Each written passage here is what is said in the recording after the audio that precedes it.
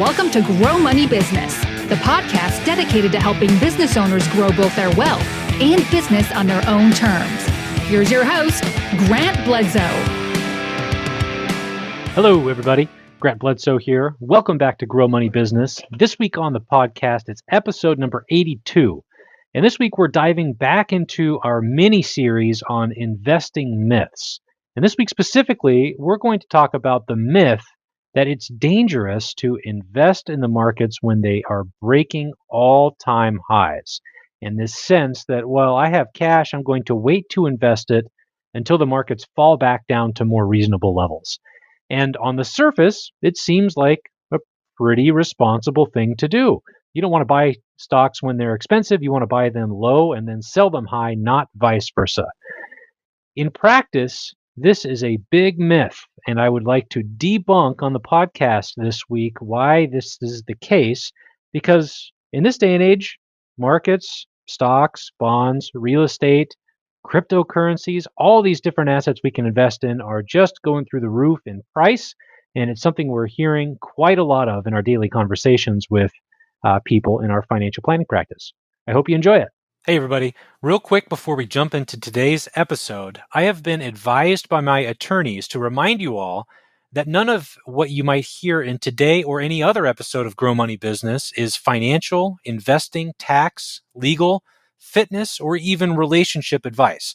It's content that you're free to use and deploy on your own terms. And before you take any actions on what we might cover in the show, I really encourage you to consult with your accountant, attorney, or financial planner. If you don't have a financial planner and think that you might need one, be sure to check out threeoakswealth.com to learn more about my firm's planning, advice, and investment services. All right, so today on the podcast, we're diving back into our mini-series on investment myths. And just to recap here and real briefly cover why we're doing this on the podcast and what this, I guess I'm calling it a mini-series, really is there are all these phrases and statements and euphemisms, cliches tossed around very lightly in primarily the financial media. And this is true on TV, on places like CNBC. It's true definitely in social media. It's true online. I see this stuff all the time in practice. And because of the way media today makes money, it's very easy for Forbes.com or, any number of outlets to slap an attention-grabbing headline on some investment idea that may sound good, but it doesn't really end up being true. Because that's the business model these days. That's what captures people's attention. It makes them click on the article, and that enables the provider to sell more ads in that virtual real estate. But at any rate, there are all these investing statements. Again, I guess I'll use the word euphemisms that are just not true, and I think in a lot of circumstances can be dangerous and lead people to poor investment outcomes. And so my thought here was that every couple weeks between now and, well, a few episodes ago, I should say, through the end of the year, what I'd like to do is tackle some of these inaccurate statements and cover in depth and detail why I think they are myths and why you should ignore them when you hear them.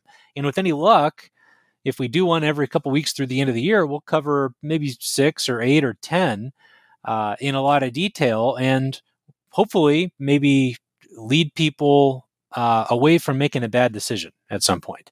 And so what I wanted to cover in today's episode is this concept that it's very dangerous to invest when markets are breaking all-time highs. And this one, it might make you raise an eyebrow because when we invest our money, in general, what we're trying to do is buy low and sell high. And that's a pretty basic concept that I think most of us probably understand. And the issue here is we often get anchored on the boundaries of what the market can do based on history. And so if we're going to say, well, the S&P 500 or whatever index we want to use, if the market goes up by X% per year on average, and then we take a look at the last 100 years of data, which is a good starting place, but has a lot of shortcomings when you use all that historical data to come to an investment decision. You might say, well, the average high is, I don't know, 2,500. I'm just pulling this out of thin air. 2,500, and the average low after a bear market is 1,200. And so if the market right now is at 2,600 or 2,800, and this is not factually correct, I'm just pulling these numbers out of the air, then that's greater than what the historical average has said, and therefore I'm going to wait for it to fall back down closer to 1,200, and that's when I'm going to put new money to work. And that's a poor framework to use. And this myth comes up in practice quite a bit when someone comes into some cash. Maybe they sold a house, or maybe sold a business, or received an inheritance, or maybe just retired and are rolling over dollars from a company retirement plan, or whatever the case may be. When you come into some money and you say, hey, I'm really uncomfortable investing all this money at once, I'm just going to sit on the cash for a little while and wait for the markets to fall back down to levels I'm more comfortable with. That is a losing proposition. I'll say it again. That tends not to work in your favor. And there are a couple reasons for that. One of them is because the markets do sell off from time to time, but the days in which they sell off they occur very, very infrequently. And yes, if you invest all your new dollars that you just received in cash on day one, and the market crashes on day two, you're going to be worse off than if you had just sat on that cash and waited for the market to fall and then invested at lower prices. The problem is that it's impossible to do that. And the risk by waiting things out and trying to time your entry point as in this manner is that you miss out on some of the highest returning days. And so what I'm going to do in this episode is, and for those of you watching the video today, I've got on my second screen a couple different charts and studies in front of me. So I'm going to be looking in both directions, and I'll try to describe as best I can some of the studies I'll cite. Several of them come from JP Morgan. JP Morgan does a pretty good job of digging into this kind of data analysis. And one of the things that they looked at was the returns of the S&P 500. So we're just talking about the biggest U.S. companies here between January 2nd of 2001 and December 31st of 2020. So about 19 years, call it, or 20 years, I should say. If you remain fully invested that entire time, so let's say you put $10,000 to work, you buy an S&P 500, not an index fund, but you invest in every single company and then do the reconstitutions yourself throughout that entire time period. And if you think of what happened here in January of 2001, that's right before the dot-com bubble crashed, which was a very bad time to choose to get into the market. But if you did that and stayed invested the entire time, you would have realized an average return of 7.47%. So I'll say it again. You have $10,000. You invest it all at the very beginning of 2001, right before the market crashes as the tech bubble bursts. Between then and the end of the year, December 31st, 2020. So for those 20 years, you're still going to average a little less than 7.5% per year. But if you miss just the 10 best days, so that's a 20-year period. Think of all the market days during that period. Probably looking at, 250 or so a year times 20. That's 5,000 trading days, give or take. If you miss the 10 best trading days out of those 5,000, your return on an annual basis goes down from 7.47% to 3.35%. So it's more than cut in half by missing the 10 best trading days out of 5,000. That stat is astounding. If you miss, so your return is more than cut in half if you miss the best 10. If you miss the best 20, it goes down to 0.69%. And if you miss the best 30 out of those 5,000, now you're negative. Because remember, we're not talking about the last 15 years since the tech bubble. We're talking about putting new money to work right before the tech bubble crashes or a tech bubble bursts. So this is a pretty good argument for being invested the entire time and not trying to time the market, which is a little different than the core myth, and that's that we don't want to put new money to work at market highs. Because if we're talking about that only, then yeah, you could say, well, that's nice for once you decide to enter the market. But if you had waited until after the tech bubble, and even if you don't catch it at the very bottom, you could have done much better than 7.5% per year. And that's theoretically true. The problem with that is it is impossible to know when the markets are melting down and crumbling. It's impossible to know when that worst point is. So that's study number one. Study number two, this also comes from JP Morgan. This is more recent. This came out, well, no, I take it back. It came out about the same time. It's not recent. It's actually just a couple months older. But it was it's from JP Morgan. The chart I'm looking at came out in August of last year. And what they did here was look at, again, just the S&P 500 total return. So this includes dividends. January 1st of 1988 to present, which includes probably data through most of August last year.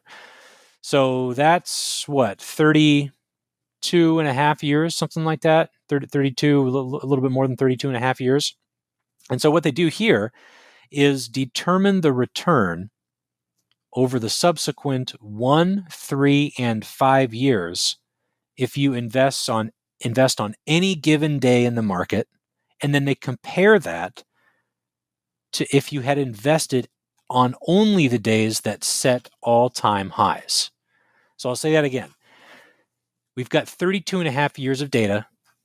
If you just at random put new money to work on any one of the trading days in that data set, and again we have data through middle of August 2020.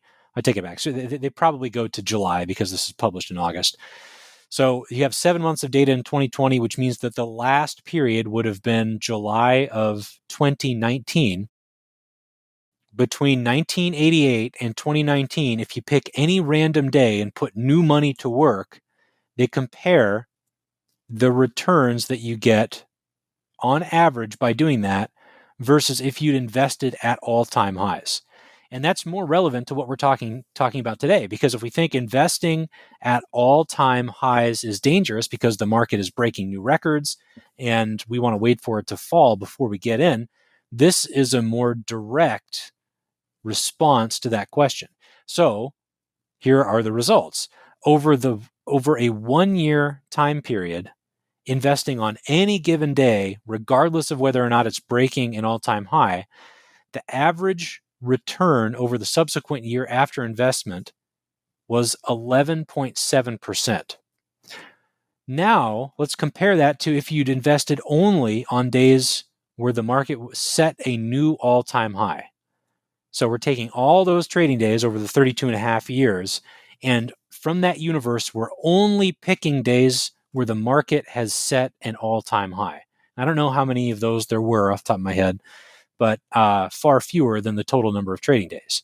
If you'd invested at the all-time high, your average 1 year return was actually greater than if you'd invested on any random day. And in fact, it was 14.6% over the next year.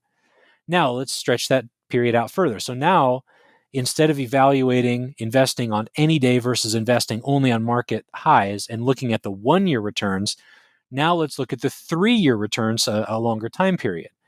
Investing on any day gets you a total return over a 3 year period of 39.1%. But if you only look at the all-time highs, you get to 50.4%. Now, over 5 years, it starts to converge a little bit. Investing on any day gets you 71.4% total returns. Investing at all-time highs, 78.9%. And so this kind of flies in the face of the dogma that it's dangerous to invest when the market is breaking all-time highs, and that we don't want to do it. Part of the reason that this debunks this, or that idea, this chart that I'm looking at debunks the idea, I should say, is that when you're in the middle of a bull market, it has momentum and things just continue to expand. The economy is bigger today than it was 10, 15, 20 years ago, because we have a little bit of growth in most years, provided we're not in a recession. And so even though we're breaking records in terms of the price at which a cumulative universe of stocks or an index is trading, even though we're breaking new records and setting new highs for the price of that index, the base on which it's set, the national, international economy, is just wider. And so, yes, it's nice to invest at lower prices, but just because prices are high is not a good reason to be dissuaded from putting new money to work, because you have wind at your back. Basically, you have a tailwind that continues to push prices higher. Now, again, you'd always have equity risk. There's always the risk that the markets could crash tomorrow, and for that reason, dollar cost averaging is a really good way to mitigate some of the market risk you're taking. But market risk is different than risk or perceived risk from high valuations. So these stats kind of jump off the page at me. But one limitation to that, as I've pointed out on the podcast over the last several months at least, is in both of these charts that I'm looking at, I should say, all we have is data for the S&P 500, which is not the entire market. And I would argue that it's important to include exposure to non-US stocks and to small cap stocks and a couple other asset classes. So it is a little bit limiting, and the S&P 500 does tend to be more growth oriented because it's a cap weighted index, meaning the index is comprised of the 500 largest corporations by market cap. Market cap is the number of shares that exist multiplied by the price at which they trade on the open market. So the larger that the value of a company grows, the higher the price, the larger weight it's going to have in the S&P 500, because that index is ranked by market cap.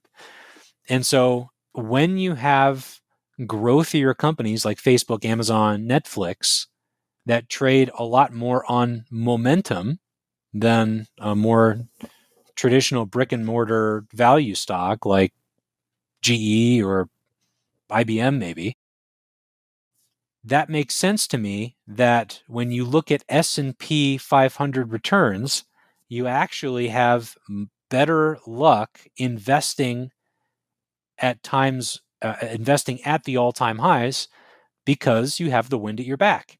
And the 500 companies you're investing in are more likely to be impacted by that tailwind than your IBMs and GEs and more value types of companies. And so the third chart that I am looking at here comes from Dimensional Fund Advisors. And this looks at a wider data set because it uses a different index and a much longer time period. So the previous chart I was looking at from JP Morgan goes from 1988 to present, and it was published last year. This chart from DFA goes between 1926 and the end of 2019. So a much longer historical time period, and it uses a total market index instead of just the S&P 500. And what this chart shows is the return over a 1, 3, and 5-year timeline after a 10% market decline, a 20% market decline, and a 30% market decline. And the results are that, I'll generalize here instead of throwing a bunch of stats at you. For everybody listening, I realize it's probably hard to digest. In general, the farther the market falls, the greater your return thereafter over 1, 3, and 5-year time periods. And that part should be somewhat obvious. My point in bringing this up is that this data set seems to be contradictory to the previous data set where you actually want to get in at market highs because you have momentum at your back. And I think the takeaway here is that the returns are generally indeed better after the market falls. But that doesn't mean you should wait for it to fall, because the cost of delay is greater than the difference between the return that you get by investing now, accounting for the crash, a potential crash, and the returns you might get after by waiting it out. I fumbled that description by quite a bit. It's probably hard to digest. What I'm getting at here is that it doesn't make sense to wait for the market to fall. Investing at market highs is not necessarily the most dangerous thing. You're always going to have risk when you invest in equities and bonds. Trying to time them or waiting around for prices to come back down first, it just doesn't work out in your favor. And there's data here to support that. What matters more is the time you're in the market as opposed to, so how long are you in the market as opposed to when are you in the market? One thing we haven't covered yet here too is the impact of dividends and distributions. Even if you invest on day one at a market high and you catch the next crash and the value of your portfolio falls by, say, 30 or 40%, which is really undesirable, really hard to go through. Even though you experience that drop in value, you have the benefit of collecting dividends, and if you're investing in funds, ETFs and mutual funds, potentially capital gains distributions over the next few years. If you remain out of the market, you don't get that. And so those distributions tend to dampen the impact of that market drop and make it a little bit easier to hang on and stay consistent. Because what I found is that if you take the alternative approach and you wait for the market to fall, and you're right, and then the market does fall, you got the first one right. You called the top. It's impossible to call the bottom too and know exactly when to get back in. And what I've noticed in my career and experience is that for the few people who do call the top right, nobody can call the bottom right too. And because they waited and it was helpful the first time, they tend to wait at the bottom too and to miss out on a substantial rebound. The COVID scare last year was a good example of that. We had a couple weeks there in March and April that were really, really bloody in the markets. And for those people out there who saw, quote unquote, saw it coming and knew that the pandemic was going to spread more than what was being communicated and publicized, and got out of the market or waited to put new cash to work, and then the market crashed, I don't know any who were forthright in putting that cash to work right at the bottom and catching that rebound. And the rebound was substantial. It was really, really aggressive and fast, much faster than any bear market we've ever seen before.